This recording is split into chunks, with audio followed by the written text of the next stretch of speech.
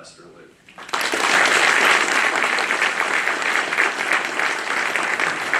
Thank you so much, Kevin, and even more so for your own presence here. Some of you may have noticed he brought his two high school daughters with him, so that's excellent. So, obviously, I love all of you, but I have a particular fondness for our high school and college students, the next generation, hopefully who maybe listen to a former general or a former ambassador and get inspired to perhaps serve our country one way or the other, maybe the State Department, or the military, or intelligence services, or an NGO. So please bring your kids and grandkids, and for those students who are here, it's great to have you. And in particular, it's related to General Lute. I'll say in this instance, all of the veterans here tonight, I want to say thank you very much for coming. It's always an honor to have you, and we're deeply appreciative of your service. Ambassador, I'll switch to Ambassador now, your last position. For myself, at least, and a lot of the American public, where they first would have gotten to know your name is as Kevin mentioned, when you were Deputy National Security Advisor, first under President Bush, 43, and then Obama. Deputy National Security Advisor, specifically created position for the wars in Iraq and Afghanistan, a term the press came up, war czar, which you probably didn't particularly like. But what it does show and mean is that you've been working on kind of the geopolitical and kind of military possibilities and threats for the United States for a long time. How do you agree with the contention that while obviously President Bush had no choice but to respond enormously and decisively with regards to 9/11 and going to Afghanistan, Iraq, we can discuss obviously, but that those 20 years in and out of war for the United States in Iraq and Afghanistan were 20 years China had to advance and get stronger, Russia had to become a resurgent nation, rebuild their military, that it was a strategic distraction for us and perhaps led US presidents and multiple administrations, both Democratic and Republican, and ultimately made the American people to be war weary and hesitant for us to go back to supporting strong defensive allies and perhaps looking at what happened in 2014. Can you talk about how your time regarding to the broader Middle East impacted where we are today? Sure. So first I want to address this question of being a czar, okay? which was not my preferred title. It was not my official title. The press picked it up. There may be some members of the press here today. That's kind of how things operate in the public space. And I really sort of resented the term czar because I was a coordinator. Czars are in charge of things, right? They can actually make things happen. I had to try to persuade things to happen. So it's a big difference between my position and being a czar. There was one advantage. I had, at that time, a 5-year-old daughter. She caught wind of this title. And she said, well, if Dada is a czar, I must be a czarina. And she thought that this would come with certain privileges around the house and so forth.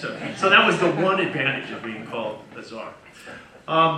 Look, I think, broadly in response to Ronan's first question, that we need to appreciate that we are living in a moment of history. And I think it's like a total of 3 moments in my professional experience, right?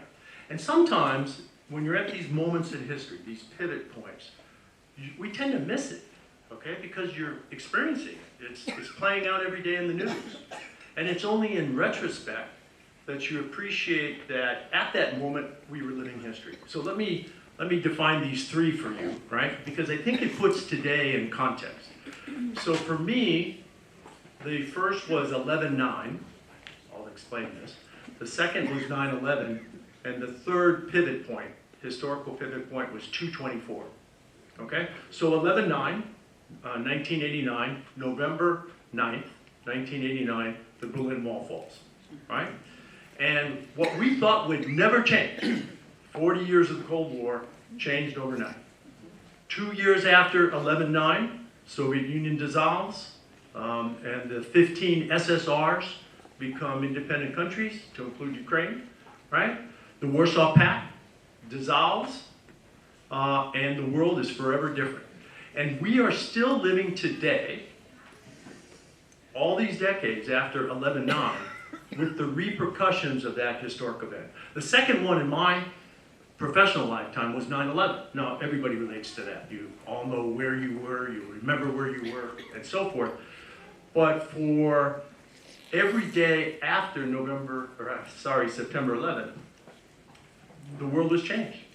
And the last 20 years, the 20 years that Ronan asked about, really, were flavored by our response to 9/11. And we're, to some extent, still living with the consequences of 9/11, right? So, for example, we have the Army that was built because of the wars after 9/11. And that's the Army we have today. It's maybe not the Army that we need for tomorrow, but it's the Army we have today. We're still taking our shoes off at the airport, unless you have TSA pre-check, right?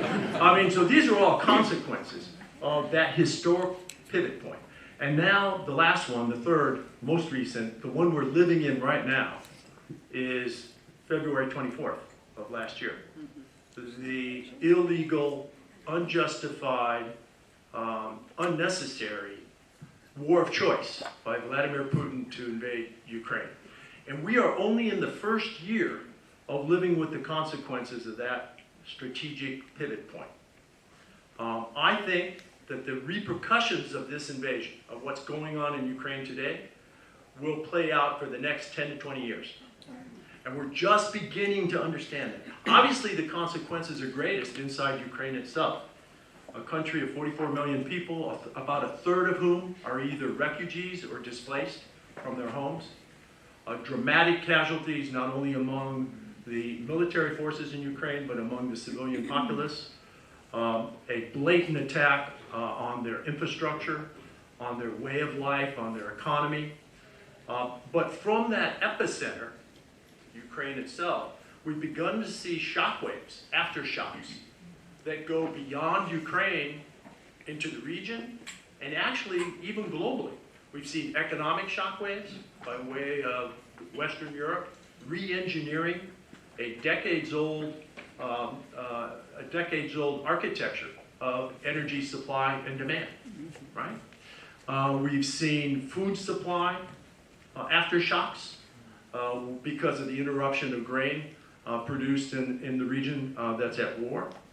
We've seen inflation aftershocks, and who knows what's next. So I think that tonight, we're very comfortable here. It's a beautiful setting. Houston's a beautiful town. This is a wonderful organization. I'm glad to participate tonight and glad that you're participating. I think it's important to take a deep breath and understand that this is a historic moment. And this is not going to be over quickly. And the implications are going to play out for years and years in front of us. So when we talk about, trying to get back to, I was going to say that no matter what Ronan asked. Okay? So if we go back to the point of the last 20 years, sort of the 20 years after 9/11, I think that the war in Afghanistan was a war of necessity. If you were in the US government at that time, there was great uncertainty and great concern about what would follow 9/11. There was no clarity on the 12th of September, 2001, that this was a one-off event, that there was only one attack. There was a real concern that there were follow-on attacks that were in the works. And so the invasion, the incursion into Afghanistan that toppled the Taliban regime, that put Al-Qaeda on the run, that eventually led 10 years later to us bringing bin Laden himself to justice in Pakistan, and just last year eventually ended in bringing his successor, Ayman al-Zawahiri, to justice in all places in Kabul, Afghanistan, right? Those are all repercussions, and I think justified, logical, rational responses to 9/11. Now, Iraq is another story, and we can talk about that if you want to go there in terms of questions and answers and so forth. It was not, as it turns out, a war of necessity, but rather a war of choice, and obviously that brings implications as well. It is true that for 20 years, especially our military services and our intelligence services, our State Department, our development agency, have focused like lasers on Iraq and Afghanistan. And meanwhile, Vladimir Putin rose to power in 2000. He's since used that 20 years to consolidate his power to the point today that he's as autocratic a leader as any place in the world, as anywhere in the world. and increasingly to center the power around himself as the sole leader. He advertised that he used about 10 years of that period to modernize his military. And what we've seen over the last year is that that was a hoax. That was a mirage. He got ripped off, okay, with the advertisement that he had modernized and created a capable military. And I think the Ukrainian military, with our support, but the Ukrainian military first and foremost, the Ukrainian people have disclosed that charade, right? He did not use that 10 years to great advantage. If you go further east to China, Xi and his predecessors did use that 20 years to great political and economic advantage, and really joined the global marketplace to become probably, arguably, the number 2 economy in the world, with aspirations to overtake us as the number 1 economy. So you've got one classic opponent or challenger who really got sort of charaded during that 20 years, and maybe even wasted that 20 years, right? And you have another in China that took great advantage of it. I mostly want to focus on the war, especially the recent occurrences the last few months, and where we're going, and your perspectives on what the U.S. should do. And I'm not trying to play a blame game. I think obviously, no rose-colored glasses, plenty of areas where Bush faulted and Obama faulted as well. You obviously have spent hours and hours with Bush, and then with Obama at first as Deputy National Security Advisor, and then as his ambassador to NATO.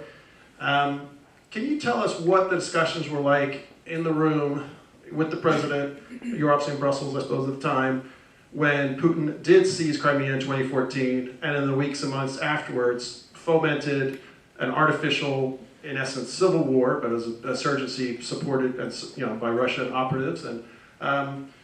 And do you think the fact that our relative response, the relative sanctions were quite light, especially compared to what we've done here this last year, the degree of armaments we provided was relatively small, much less defensive quote-unquote weapons than anything we provided this year. Do you think in some ways that maybe either emboldened Putin or it made him think now, say this current president, who was Obama's vice president, is not going to be willing to stand up and support the Ukrainians? So I think it's clear in retrospect, and I was at NATO in 2014 when the invasion of Crimea, the annexation of Crimea, illegal annexation of Crimea took place, and then the destabilizing of the eastern 1/3 of the 2 provinces of the Donbass, right? So where sovereign Ukrainian territory was seized, in the case of Crimea, illegally annexed as part of Russia. And I think it's clear, with more than a little bit of humility, that we didn't do enough, right? I mean, it's quite obvious we didn't do enough. That was the last invasion of Ukraine. And I think, to the credit of the Biden administration, many of whom were veterans of the Obama experience, right? I mean, Tony Blinken was the Deputy National Security Advisor. Today he's the Secretary of State, and so forth, right? President Biden, of course, was the Vice President. I think that it's clear that they learned that when a big country takes a slice of a smaller neighbor on trumped up pretext, right? That you can't be mild and you can't be too cautious in your response. Now, I'm sure tonight we'll talk about the Biden administration response. And in some ways, I give them a lot of credit. These are all buddies of mine, right? We were in the White House together for a long time. I think that the Biden administration's basic theme, every time the president talks about this, he uses one phrase, which is that we are with Ukraine for as long as it takes. And I'm with him there. That's correct. But I think he's stopping short. We should be with Ukraine for as long as it takes, with as much as it takes. That's the full equation. And it's that second part, my addition, as much as it takes, where I think the administration can be critiqued. I think we have been too incremental We have been too sort of precisely measuring the levels of support to give Ukraine, in effect, on the battlefield, right? And this is where we should judge the effect. It should be on the battlefield. We've given Ukraine enough not to lose. We have not yet given Ukraine enough to win. Now, there are announcements even in the last couple of days that are moving in the right direction. Okay, so great. But this notion of incrementalism, rather than wholesale, full-blown support, is costing Ukrainian lives.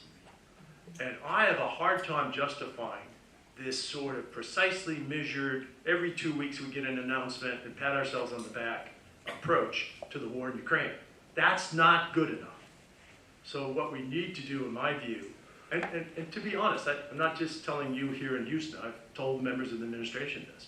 We need to couple as long as it takes with as much as it takes. And related to that, like I say, Ukraine has been at war for 8 years. In Luhansk, Donetsk, about 14,000 Ukrainians died as a result of the insurgency Putin started there. 14,000 before February 24th. Can you maybe give a little more kind of impetus and kind of filling out in terms of what you mean in terms of support? Do you agree with the idea that incredible what the Ukrainians shocked the world with their bravery and how they fought to defend Kyiv and basically stop the much of the Russian invasion? Later during this a few months ago, massive gains to retake Kharkiv, and then more recently Kherson and areas around the Dnieper River. But that now the concern is we're in a much more frozen, protracted conflict. The Russians have time to dig in trenches, to get better established, and that very little territory has moved back and forth over the last few weeks.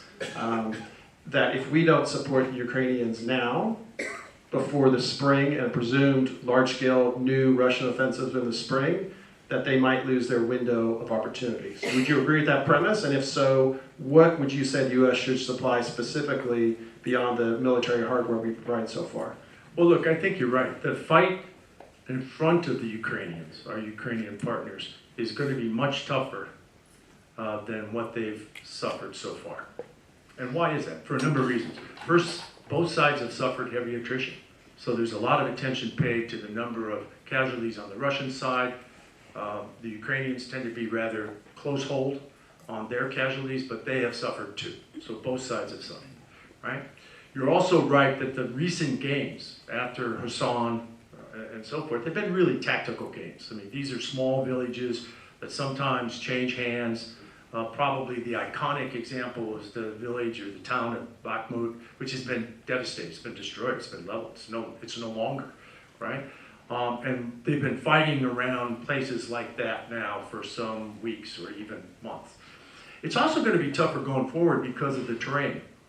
Beginning with the Dnieper River, as you move east of that into the areas that Russian troops have occupied, all the way through the Donbass, which they've occupied parts of since 2014, right? There are a series of river lines that run north-south, and of course, the Ukrainians got to move east. So they got to cross river after river after river. Also, as you mentioned, this is the part of Ukraine that the Russians have occupied the longest, which means they've had time to blow up the bridges, to mine the roads, to dig trenches, to emplace tank obstacles, and so forth. So this is the toughest part of the defense. And so for that reason, in particular, what we ought to be providing them is a offensive under armor capability to penetrate those defenses, right? And what does that mean? In U.S. doctrine, that means you need 4 ingredients. You need tanks, okay? You need armored protection for the infantry, so the soldiers who accompany the tanks. You need mobile artillery under armor to provide support for the tanks and our infantry, and you need under armor engineers, right? Because it's the engineers who have gotten too little attention so far, right? But it's the combat engineers who actually go into these defenses and clear the obstacles so the tanks and the infantry can advance, right? And if you don't have any one of those 4, you don't have a combined arms team, and you're going to flounder on the defense. So what have we provided so far? We've done reasonably well with artillery, right? But most of the artillery has been towed artillery, which means it gets moved around the battlefield with a truck. Not anymore, okay? Not in the fight that's in front of us. It needs to be under armor. We provided some infantry fighting vehicles. Most recently, I guess last week, we announced 50 Bradley fighting vehicles, which is the same ones the U.S. Army uses. That's great. And then I saw today, just before coming here, a report of another 59. Okay, that's a good start. So we provided like 100. You probably need 300 to 500. Okay. And the big drama right now is on tanks. Okay, and the Ukrainians, of course, had tanks when the war started. Their tank fleet has increased over time because they've walked up and driven away abandoned Russian tanks, okay, which is astounding, right? That's not the model. But you didn't learn that in West Point. But the Ukrainians have done this, right? And you've seen, my favorite photos are of Ukrainian farmers, right, who attach their farm tractors to a deserted Russian tank and pull it back so it can be crewed by Ukrainian soldiers. That's pretty cool, okay? That's also not taught at West Point, okay? But that's pretty neat. We've provided almost no armored engineer support. So I'm concerned that in this sort of incremental penny packet approach to the support, that we're just doing enough for the Ukrainians not to lose. And that's, look, I can't justify that militarily, and it's actually coming to the point, given the Russian attacks on civilian infrastructure, right? And the loss among Ukrainian citizens, I can't justify that morally. It doesn't make sense that we have these capabilities, and in some cases, we have these capabilities stockpiled, and we're not providing them to the Ukrainians. So I'm anxious to hear the results out of the NATO defense ministers meeting yesterday and today, where my West Point classmate, Lloyd Austin, our Secretary of Defense, participated. But equally important, tomorrow, a meeting of what's called the contact group, which is bigger than the 30 members of NATO, and is 50 countries that are providing military support to Ukraine. They're having a meeting tomorrow in Ramstein, Germany, hosted by Lloyd Austin. And I'm hopeful that we get a breakthrough announcement tomorrow, especially on tanks. And we can talk about different tanks and so forth, but that takes you into technology and all that. Look, there's a reasonably available, quick solution to this, and that is that the Polish government has 200 German-made Leopard tanks, which they're not as good as ours, okay, but they're quite good. And they're in Poland, and Poland wants to give them to Ukraine.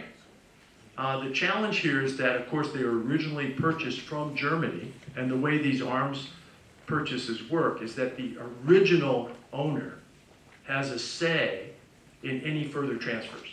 So it's Germany that's holding up this transfer right now. And I'm hopeful that the international pressure of the last week or so, to include in the open media, will be sufficient to not only replace the German defense minister, which has already happened, right?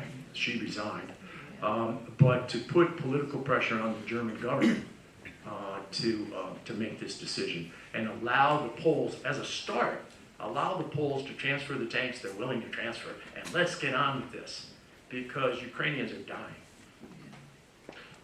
And just to turn to other weapon systems, as you mentioned, it's been incremental. At the first few weeks, we provided huge numbers of javelins and NLAWs from the Brits, short, distance weapons against armor tanks, which were great and effective. They needed more. We provided them HIMARS, these incredible longer range artillery systems people have heard about. But the Ukrainians are asking and saying, in reality, we need more. The current systems we provided have a range of about 50 miles. Some of the howitzers maybe around that as well, maybe a bit less. But what about, do you think their request to have the more advanced pods that could use HIMARS that have a range of, say, 200 miles, or even the possibility of providing aircraft and the related concerns that try not to give too much capability to strike actual targets in Russia, and how do you kind of work with Ukrainian partners once you give them, possibly the system? Look, the Ukrainians have proven amazingly adaptive and able to absorb this patchwork quilt of equipment that they've gotten from, these 50 countries. I mean, it's not like we've said, well, we're going to make sense of this, we're going to give you one artillery system. They probably have 24 artillery systems that have been donated, each one with a different spare parts problem, each, in some cases, different ammunition requirements and so forth. And what they've been able to do with this sort of grab bag of support is just amazing. What they really need, I think, aside from these 4 parts of offensive combined arms capability that I outlined, is a longer range capability to place at risk the sites from which Russian aircraft are launched and Russian ballistic missiles are launched, and increasingly Iranian drones are launched to hit civilian infrastructure in Ukraine, in Ukrainian city. It is, to me, unforgivable that the Russians can launch with impunity from bases in Crimea, which is, Russia calls it Russian, it's obviously Ukrainian, but essentially we have not yet given the Ukrainian government sufficiently long-range systems to place those bases at risk. So Russia does this with impunity. I mean, that's nuts. That's not an act of war. And obviously the delicate point here is that some of these bases are in legitimately Russia itself. I think we need to put those bases at risk. Now, it doesn't mean that we willy-nilly give the Ukrainians or anybody else the capability of attacking Russian cities or Moscow or something like that. The Ukrainians have proven very responsible in terms of the guidelines under which they've been issued, and they have used the equipment given so far. So I could imagine, here's what I would like to do if I were Jake Sullivan, the National Security Advisor, or if I were wrapping my arm around the very tall and very large Secretary of Defense, Lloyd Austin, my classmate, right? I would say, Lloyd, be prepared to provide long-range rockets that can range into Russia. But before you actually give them to the Ukrainians, tell the Russians that they have a choice. They can continue to launch from those sites, or you're gonna turn the Ukrainians loose, and you're gonna issue them the longer range systems. So try first a deterrence model, right? Issue a threat to the Russians, saying you must stop hitting Ukraine from inside Russia and from Crimea, the longer range thing. And if you persist, okay, we're gonna do something about it. And then to our Ukrainian partners, I would say, look, we know that you will be responsible and you will use these against legitimate military targets that are harming Ukraine. The Ukrainians are not Russian. They will, and I believe that they will take every precaution to use such systems responsibly and in accordance with the law of land warfare, which is against legitimate military targets with proportional means. And we should give them that opportunity. It is simply unconscionable that attacks on Russian or Ukrainian civilian infrastructure like this last week, the attack that killed tens of Ukrainian civilians in an apartment building, can be launched with impunity. That's just not good enough. So we have a lot of work in front of us, and we should stop, in my view, patting ourselves on the back for how much we've done, and we should admit that this is going to be a long war, that the historic consequences of this war are going to live with us for 20 years, and we need to get on with the hard work. Obviously, the rationale and the concern about providing, advanced weaponry is the Russian response. You mentioned, obviously, Putin's fabricated pretenses for the war, the idea that NATO is an existential threat to Russia, which is, obviously, it's the last thing NATO is considering, and Ukraine was many years away at best from ever becoming a member. But in terms of existential threat, do you think the reality of the real existential threat is Putin thinking this war has been a disaster, and I either win it or have some good resolution, or something really bad could happen to me personally. And as a result of that, maybe the only thing worse than a brutal dictator winning is what they might do when a brutal dictator is losing. And are you concerned about him escalating? You know, he obviously for a long time is tacitly and even overtly mentioned the use of perhaps tactical nuclear weapons, or a dirty bomb being released in some parts of Ukraine. Are you worried about his response if we push it too far? And how concerned do you think he is about, if I don't win this war, I don't know where I'm going to end up? Well, look, I do think this war is existential for Vladimir Putin. I don't see how this ends with Putin in power. And he, I hope, is increasingly recognizing that.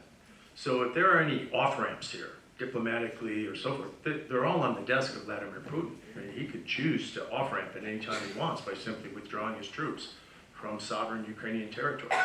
I don't believe he's serious about the use of nuclear weapons. Of course, any sort of casual mention of that deserves a lot of careful attention, because it would be so severely unstable, destabilizing to the international order. I mean, the last time nuclear weapons were used was in 1945, right, to bring Japan, the war with Japan to an end. I believe that he knows that the deterrence package that is in place to change his calculus, to affect his calculus so that he doesn't choose to use, that it's in place and effective. I believe that the Biden administration has, I know the Biden administration has carefully reiterated the severe consequences of any use of nuclear weapons. Now, don't read by that we would respond with a nuclear weapon. We have other choices. We have, in many cases today, our long-range precision conventional weapons can be just as effective and used much more precisely than a nuclear weapon. But there would be a considerable response, a severe response if he chooses it. I believe he knows that, and maybe even more telling, I believe his chain of command knows that. So even if he were pressed personally to take an irrational decision with regard to nuclear weapons, I believe those who would have to carry out that order understand the consequences for themselves and for Russia. And so, look, maybe I'm wishful thinking here, right? But I believe that's a safe bet. Now, I also believe that providing him tanks, for example, providing Ukraine tanks is not going to push him across the edge here, okay? And in fact, increasingly, he has few battlefield responses that really bother me, except the fact that he's in strong defensive positions, right? I mean, his military has proven largely ineffective and incompetent. But he still has some options that we need to pay attention to, and the nuclear option is one. But I think, so far, I'm confident that he won't go there, largely because he appreciates what would happen if he did. And just in a follow-up to it, I know there's no way to know, and you don't have the same access to intelligence that you had a few years ago. But Russian history is full of examples of horrible results in a war resulting in major political change and often not be good for whoever might be at the top of that pyramid. You think of the humiliating loss to Japan in the war in 05-06, the first attempted revolution. World War I, in a lot of ways, the disaster showing in World War I kind of helped aid the revolution really get going for 1917. And obviously, it wasn't the only factor, but that Afghanistan, 10 years of a kind of disastrous war in Afghanistan, was a role in the fall of the Soviet Union. Do you think this could ultimately lead to the fall of Putin? And if so, do you have any ideas of who in his inner circle or from where a successor might come? No, I don't have any brilliant observations on the second part of that question. I do believe that this war will end when he leaves office. And I believe that he must leave office for this war to end. But I also believe that our track record in predicting such things, and much less trying to engineer them ourselves, is so bad Okay, we just shouldn't go there. So we should delete that question. But I am confident that whether it comes from an attack from the inside or whether the Russian people find their consciences and so forth and examine their self-interest and speak, that's hard to imagine because he has such control over the Russian people. That's hard to imagine. But you know, one thing that I wonder about as a former military officer is that the Russian military has been humiliated in Ukraine. Okay, that's not healthy for a military in an autocratic society. And at some point, I'm wondering whether Gerasimov, Shoigu, and the head of the Russian military don't say to themselves, we have got to stop the bleeding in Ukraine, and there's one way to do that. So I don't know, I'm hypothesizing, I don't have any insight on this except to say I don't see how the war ends with Putin still in office. And just a last question, then we'll turn to audience questions. And we have to start late because I know there were wrecks on the freeways. Are you guys okay going a few minutes over? And Ambassador, are you okay with that? Because I want to get to as many audience questions as possible. I feel bad and almost guilty. We spent much more time talking about Russia and Putin than about Zelensky and kind of the incredible courage and valor and inventiveness and just resilience of the Ukrainian people and the Ukrainian government. It might be 6 months from now, it might be a year or two, who knows when we can eventually hopefully get to some form of a resolution, some sort of agreement, a peace treaty. But obviously, very understandably, Zelensky said, we intend to take back all the Donbass, all Luhansk, all Donetsk, we intend to take back Crimea. That obviously would be very difficult, but no matter what way the war ends, I don't think Zelensky or whoever his successor might be would agree to any agreement with the Russians if there was not some form of absolute security guarantee from the West, I think the United States in particular. And if NATO is not a possibility because it requires all 30 members to unanimously vote to accept a new member, and obviously you have people like Hungary who are friends with Putin, that's not going to work. What can the U.S. or should the U.S. do if NATO is not a possible option to really assure the defense of Ukraine going forward? Well, look, there are examples where the United States has issued security assurances to countries around the world, I'll name a couple, which fall short of we will deploy U.S. troops if you are attacked, right? So that's essentially the NATO pledge, right? An attack on one is an attack on all. But we have a pledge with Taiwan today that doesn't commit us to deploy U.S. troops to Taiwan if Taiwan's attacked, but to provide Taiwan sufficient resources for their own defense so they can defend themselves. So that's actually what we're doing today with Ukraine. So that's not even a heavy reach, right? We have a treaty with Israel that says we will provide Israel the means by which Israel will defend itself, right? But we haven't said, and that means we'll deploy U.S. troops to Israel. And Israel's been attacked before, right? And we haven't deployed U.S. troops to Israel. But we've provided them the means for Israelis to defend Israel. So there are models here that one could imagine where the U.S. issues such a bilateral commitment to Ukraine. And if we did it, we would be joined by maybe not all 30 NATO members, but by some pretty significant ones. Poland, I think Germany, I think the UK, I think the Nordic countries, the Baltic states, maybe 10 or 15 of the 30 who would quickly join our lead and provide that kind of in writing, ratified by the Parliament, ratified by the US Senate commitment to Ukraine. Look, if anybody deserves our support, it ought to be Ukraine, right? And I think they've made this abundantly clear that they deserve our support. And especially if it's a part of some sort of long-term settlement that sets in place a deterrence regime so that any future Russian leader doesn't have the same empirical ambitions that Putin had. I think that's a bargain. We ought to take that deterrence pledge.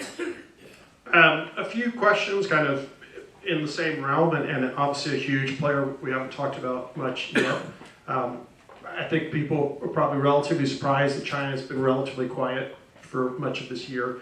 But related to China, just these three questions. Walter asks, if NATO and US had abandoned Ukraine, would China be in Taiwan today? Related to that, another question, they didn't leave their name, which is fine. Are we supporting Ukraine incrementally so as to avoid a world war?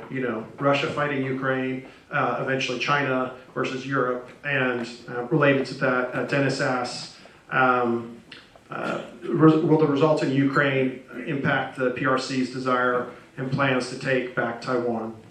So look, I think one of the long-term consequences of the war that's now approaching the one-year mark will be what decisions does President Xi in China, what lessons does he take from the Russian experience, right?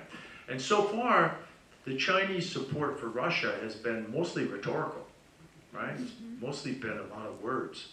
And they have not provided material support. They have not provided economic support. They're buying a lot of Russian energy because it's cheap, right? And the Chinese need energy. But they're not doing that so much to help Russia as they need the energy. And increasingly, Xi has been cautious about even his words of support to Putin. So Xi has now called it a war, which of course, for a long time he played with the words, and it didn't become a war. And he has publicly warned Putin about nuclear weapons. So that's kind of interesting, right? I hope that the lessons that Xi takes are primarily two lessons from as he watches what's happening in Ukraine, right? With regard to Xi and China and Taiwan. First of all, I hope that Xi is looking at his army, the People's Liberation Army, the PLA, who he has spent a lot of money on over the last 10 years. This should sound familiar, right? Putin spent a lot, Xi has spent a lot. The Russian generals told Putin, we got it. Kyiv will fall in 3 days. This is going to be a cakewalk and so forth. Turns out it wasn't. And I'm hopeful that Xi is looking at his PLA generals and saying, are you sure? Okay, what? Are you really as good as you think you are? Remember, China hasn't fought anybody since 1979 in a border conflict with North Vietnam at the time, right? So they're less combat experienced than the Russians were. But I'm hopeful that he's questioning the capabilities of his military in what would be a much tougher fight geographically, terrain-wise, right, than the fight in Ukraine. There's 100 miles of sea between mainland China and Taiwan. So, the Donbass is one thing, and the Dnieper River is one thing, but it's not 100 miles wide, okay? And Xi would have to, and his forces, which have never been battle tested, would have to do largely an amphibious operation at the scale of D-Day. And I hope he's saying, well, let's think about this. The other thing I hope he's thinking about are the economic consequences that the Western coalition, led by us and the European Union, have placed on Russia as a result of the Russian invasion. And Xi must be wondering, wow, okay, if I could take military action against Taiwan, do I really want to place in jeopardy my two largest global trading partners, the 2.5 trillion a year that China trades with the European Union, and the 1.5 trillion a year that China trades with the United States, which would end immediately. And one of the things we demonstrated here, the West demonstrated in Ukraine, that it doesn't take long to place historic levels of sanctions on Putin's Russia. So I'm hopeful that Xi, if there's one silver lining in all this tragedy in Ukraine, that it might be the two lessons that Xi takes from the Russian experience, and it gives him pause for the promises of his army, of his military, and the consequences that he would face if he chooses to take military action in Taiwan. Just a few questions, kind of in the broad sense, they're related to each other. In terms of, I suppose, maybe a good way is just, how do we explain this to our NATO partners, and how, say, if you were President Biden and, Jake Sullivan and some of the others, how do you explain it to the American people, the importance and necessity of this? David asks, can you talk about the importance of keeping Americans briefed daily on Ukraine? And are you concerned about Ukraine fatigue? Jim Crane asks, could you describe the U.S. and NATO national interests and that are served by helping Ukraine defeat Russia? And this is M. Arnix, Mike, asks, will this, escalations increase casualties, especially Ukrainian casualties? What is our strategic interest in basically escalating this conflict? Right. So these really go to the question of what's at risk here, and why should we in Houston be worried about this, right? And I think what's really at risk, aside from obviously the survival of Ukraine, right, is a bigger question. This is actually, it's all about Ukraine, but it's also bigger than Ukraine, and it's about how we want to live in a world, and how we want that world order to be ruled, right? Don't take from this that everybody's got to be a democracy that looks like us. By the way, we have work to do on our democracy, okay, to be a little humble about this, right? But there have got to be some basic rules of the road on how the world is organized, right? And in the war in Ukraine, with Russia's invasion, we have a competition between two basic models. One model is sovereign nation states, that the basic structure, the architecture of the international system ought to be centered around sovereign nation states with populations and territories and privileges and responsibilities and so forth. These are essentially the opening prelude to the UN Charter signed in 1945, right? But it goes back to the Treaty of Westphalia, and sort of some decades before the UN, or centuries before the UN. Right? So that's one model. And what's clearly been violated here is the notion of the Ukrainian sovereignty. And it was violated when I was at NATO with the annexation of Crimea. So this isn't just the last year. This goes back. And you can argue that Georgian sovereignty was violated before that in 2008. And to this day, 2 provinces of this nation state of Georgia are still occupied and illegally annexed by Russia. So this model goes back a ways, right? And I think, frankly, not only did we not respond sufficiently in 2004, we didn't respond sufficiently in 2008 when Russia took the provinces in Georgia. The competing model, the Putin model, is the model of empires. Most of the last century, the 20th century, was fought over this notion of empires, right? So the Ottoman Empire, the Austro-Hungarian Empire, the German Empire, right? That was all about World War I, World War II, Japanese Empire, again, the German Empire, right? You can argue that the Soviet Union was an empire. And what Putin has said, essentially, is he wants to rewind the tape. He wants to, as much as possible, regain a Russian empire. And he starts with Ukraine because of its cultural, geographic, historical connections to Russia itself, right? So the concern here is that if that model persists, if he's allowed to persist with his model and defeat a nation state, right, and impose an empire, then there are about 24 other places on the globe that now have new license to assert empire. So why should we be concerned about this? Look, it's not because somebody's going to take us over. This is not, nobody's going to take Alaska, okay, or Hawaii, okay? Nobody's going to take Houston, okay? But it has fundamentally to do with the world we want to live in. And do we want to live in a free-for-all world where big states can run rampant over their neighbors? Or do we want to live in a world that's roughly ruled by a set of predictable orders? I think the second one is clearly the choice. And why is that? Because it makes us more secure, right? And that's the world we have to live in by way of our economy and our culture and our society. So I don't really, I think this is a pretty clean choice. But it's important to realize, right, that for those who would argue, this is about Ukraine, it's a long way away, we don't have a commitment to them, there's no treaty obligation, why should we, is this a vital national interest? I think we have to open our eyes to the fact that there's more at risk here than that. I'm just going to do two questions, and just for the sake of time, thank you all for staying. And Consul General of Ukraine, for all of you. Well, let's ask the Consul General to stand and just, let's give him a vote.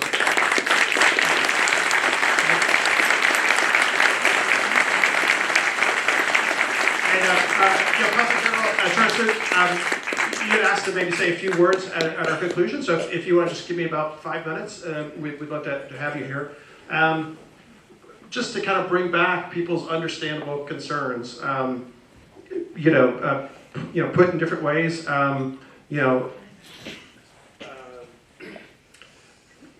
Adele asks, basically, at this stage, if we adopt whatever it takes, are we, going to enter basically another proxy war? Are we already in a proxy war with Russia?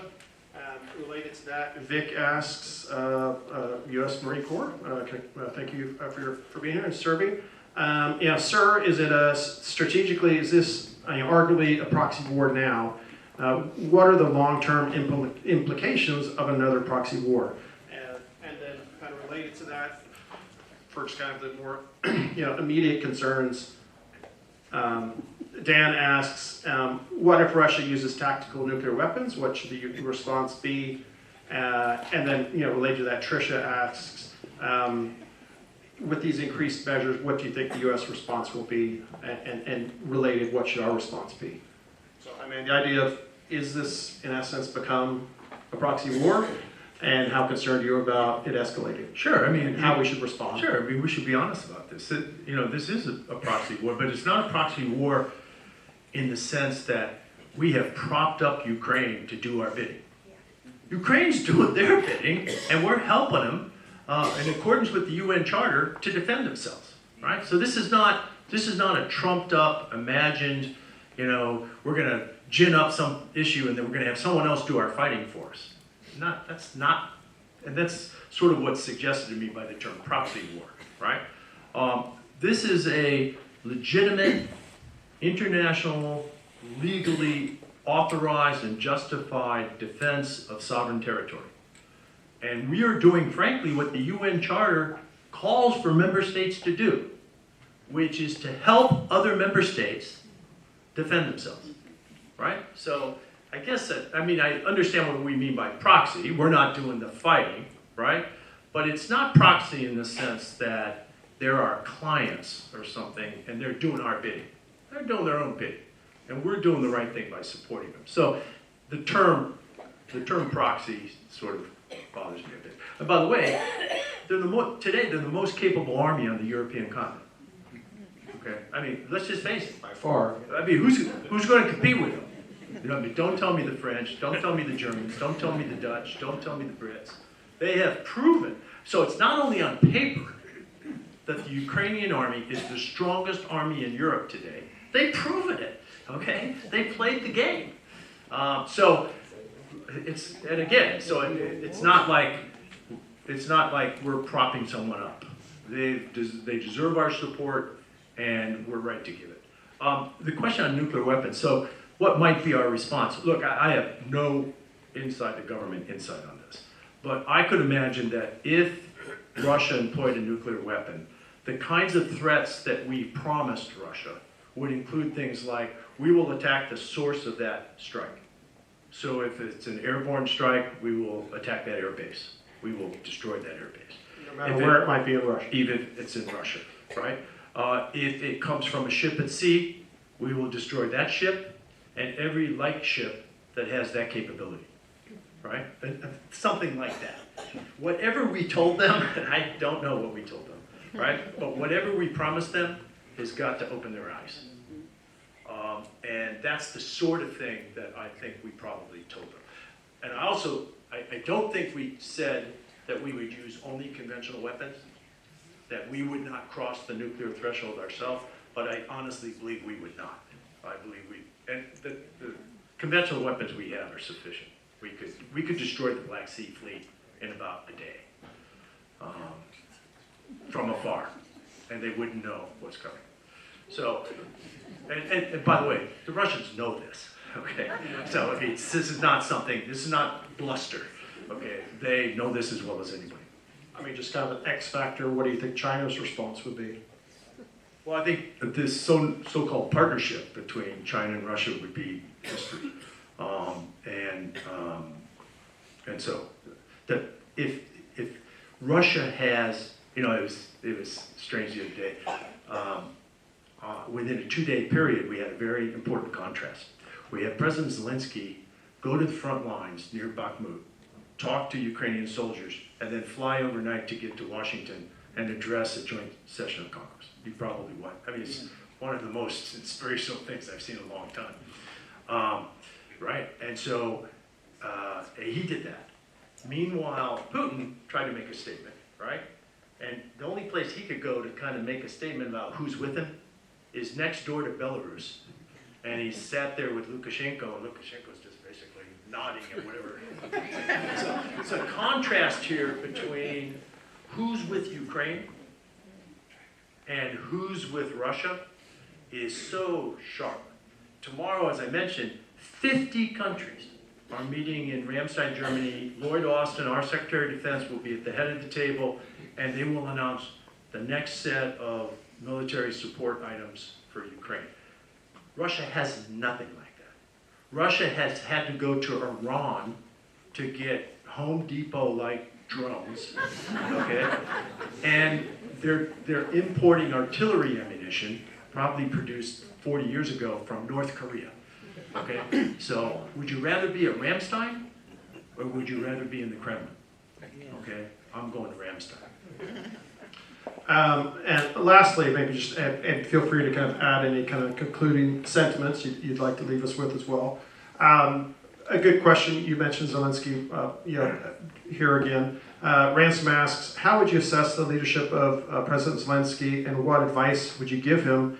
And maybe he doesn't seem to need much advice. He should be giving us advice. But maybe more broadly to the Ukrainian community here in Houston and around the world and the U.S. What can we do to kind of reassure them, this war fatigue, won't set in, that despite what Biden wants to do, budgets, defense budgets, allocations to support Ukraine that will have to be approved by Congress. This is not Ronald Reagan's Republican Party anymore, where he was, hard on the Soviet Union / Russia.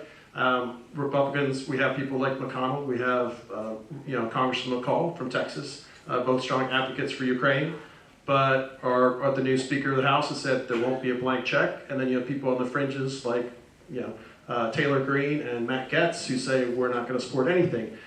How do you think we can give Ukrainian people confidence that the U.S. is going to stay behind them? And maybe just in conclusion, what do you think we need to do kind of for our own democratic system? Well, two big questions. First, the message to Ukraine. Easy one. The message to Ukraine, I think, is pretty clear. I mean, yes, there are elements of this Congress, right, especially in the House of Representatives, who question our support to Ukraine, but they're nowhere close strong enough, right, to make a difference in terms of the process. And remember that just before this Congress took effect in early January, the last Congress approved another $40 billion of support for Ukraine. So we've got a pretty good cash flow in hand here. I have no advice for President Zelensky except be safe, okay, because we don't want to lose you. But I think he's been a historic leader, fit to the moment. And look, for 20 years, I worked with leaders in Iraq and Afghanistan. And we searched for and longed for partners like this, okay?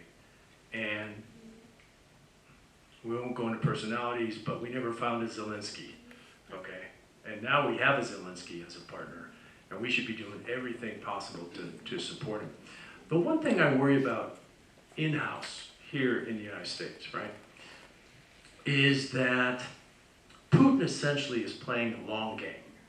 He knows he's losing the short and medium game, right? He knows, I believe he increasingly is aware that he can't win this on the battlefield. So his bet is he can hang in longer than we can. And by we, I mean the West, not just the United States, right? And that the combined effects of inflation and energy prices and grain shortages and all that sort of thing, the cost of the support to Ukraine will eventually wear us down, and we will get adult onset, attention deficit disorder. Okay, all right, and our attention will drift away, right? And we'll get distracted. There'll be something else, a natural disaster or a war somewhere else, and we'll lose attention. And look, that's plausible. Okay, but I see in Washington no signs of that. I think while there are elements in Congress that are questioning U.S. support, there's strong bipartisan support for our support for Ukraine. And I think, frankly, our support to do more. There's support to do more along the lines I've outlined. The one concern I'd leave you with is not about Ukraine. It's about us. I don't think that we face a serious external threat to our security today, one that could really threaten our security. The threat to America today is America. It's us, okay? And it's the gridlock on the Congress, it's the gridlock politically, it's the tendency in our two major political parties to drift to the extreme left and the extreme right, right? And then just yell at one another like a couple of teenagers. Sorry, ladies. Okay, not you two. But look, we got to get past that, right? It wasn't long ago that January 6th happened, right? So what kind of democracy do we want to be? Right? And it's one thing for us to speak up for democracy elsewhere, but I think we better take a hard look in the mirror here as Americans and figure out what kind of democracy we want to be and what it takes to be a democracy. And look, I have 3 daughters, right? And we have work to do before my generation, my wife and I, pass this legacy off to our 3 daughters. So I just ask us all to think about that. And look, I'm not playing politics here because there are politics on the left, there's politics on the right, okay? I'm talking about extreme politics that leads to the kind of violence that we saw on January 6th, and frankly leads to the gridlock in Congress and so forth. So we need to pay some attention on the home front too.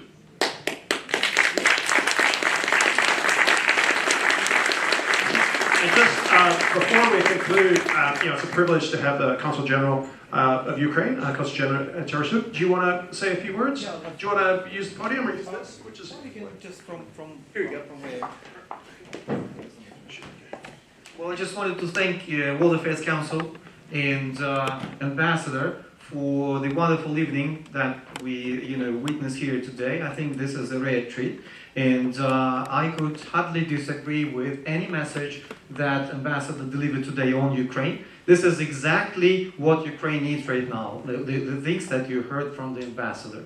In terms of like the 4 ingredients needed for us to have a victory, in terms of the ammunition and armor that we need, that's what we need, like long-range drones, long-range ammunition, like heavy weapons like tanks, artillery, more of that. I mean, that will enable Ukraine, not just as you rightly said, not to lose, but to win and win back our territories. Also on the security guarantees that you mentioned, because the general, and the ambassador already told you about that. This is the things that are being discussed, and they're called Kyiv Security Pact. They've been created together with the former NATO Secretary General in Ukraine, and basically envisages bilateral security guarantees from our allies like United States, and you mentioned other countries. And we're in discussions until NATO is a real future, so something that would deter future aggressors like Russia, or, further leaders there, from attacking Ukraine in the future. So there is this already being discussed. The only thing I wanted to add is one word to the formula that you propose to be with Ukraine as long as it takes, as much as it takes to win. I would just add this in words. Thank you so much. We'll be happy.